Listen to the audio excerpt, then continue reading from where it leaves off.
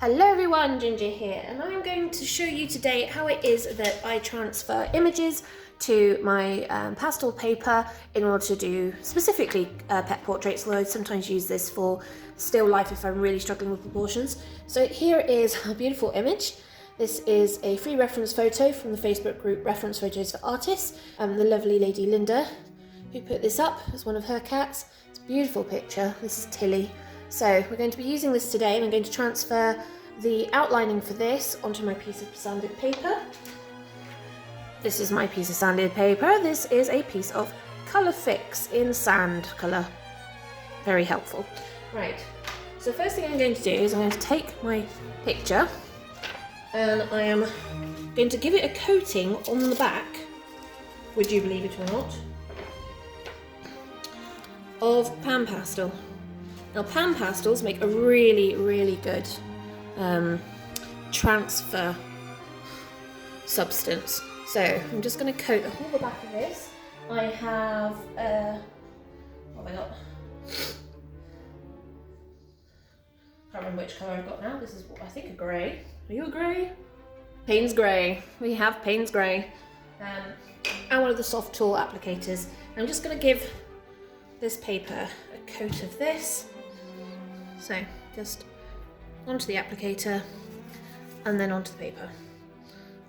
Now this is just regular printer paper, so nothing special about it whatsoever.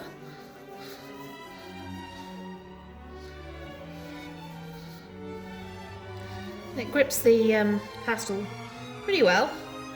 Obviously, for a medium for actually working pastel on, I wouldn't recommend it because it holds absolutely zero layers other than the one I'm currently putting on. And even with pan pastels, that's not a lot, because pans are great for a lot of layering. What I'm going to do is just make sure I've got enough coverage that it'll transfer.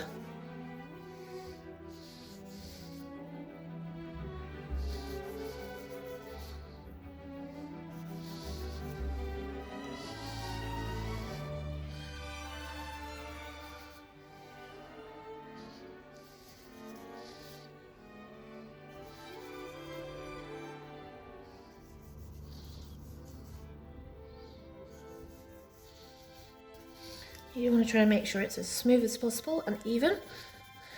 That way you don't get any patches. Right. Wipe my fingers a minute, because otherwise I'm going to get this everywhere. Now what I'm going to do is I'm going to take this off. Move that to one side.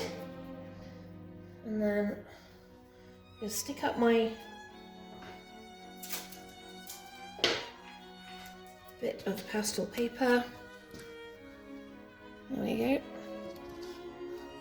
Yes, you get to see me in action, or at least my fingers in action anyway. Good old masking tape.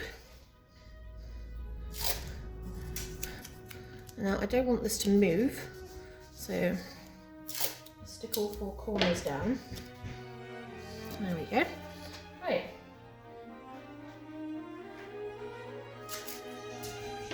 There's a bit of tape in each corner of my cat image. So here is the back, here is the front. Just going to stick the same.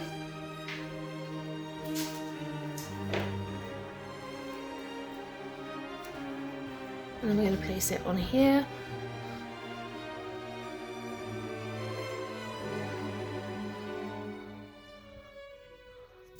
Like so. We're going to stick that down.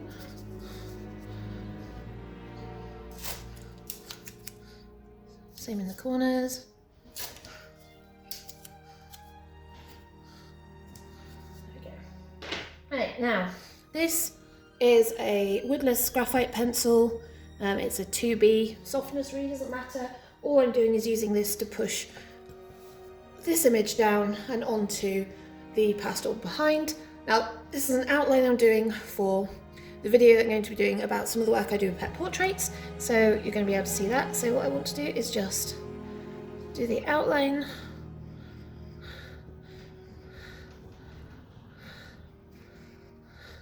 Doesn't have to be anything complicated when you're doing pet portraits.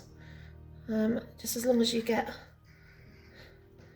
kind of location is really important of all the different bits.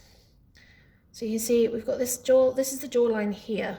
So if I do that, you can kind of see that's the jawline there and going that way. And you've got her beautiful nose.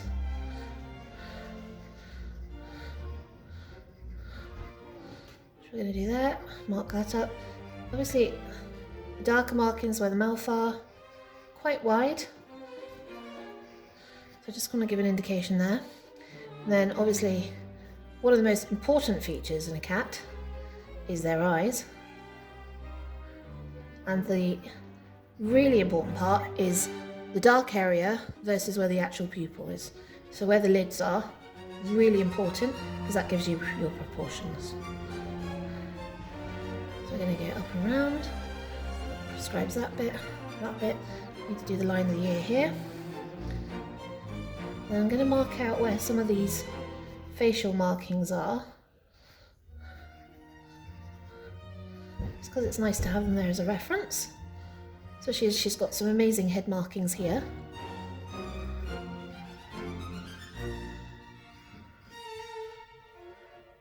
And also here.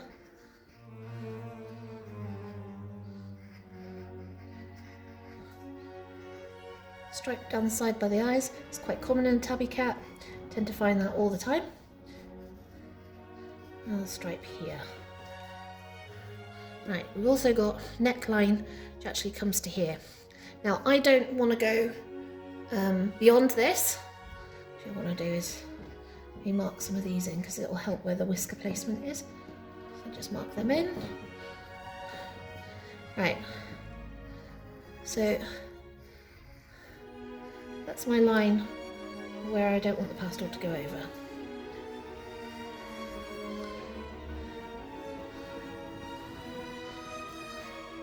Yeah, I think actually it's pretty much all I really need for her.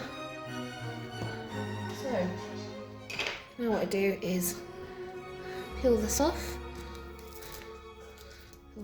and I'm just going to check to see and make sure that it has transferred. Yes, it has. So peel the rest of the tape off. And there you have it, there she is. There is her transferred image. So, you see? There you go. Easy way to transfer images onto your pastel paper.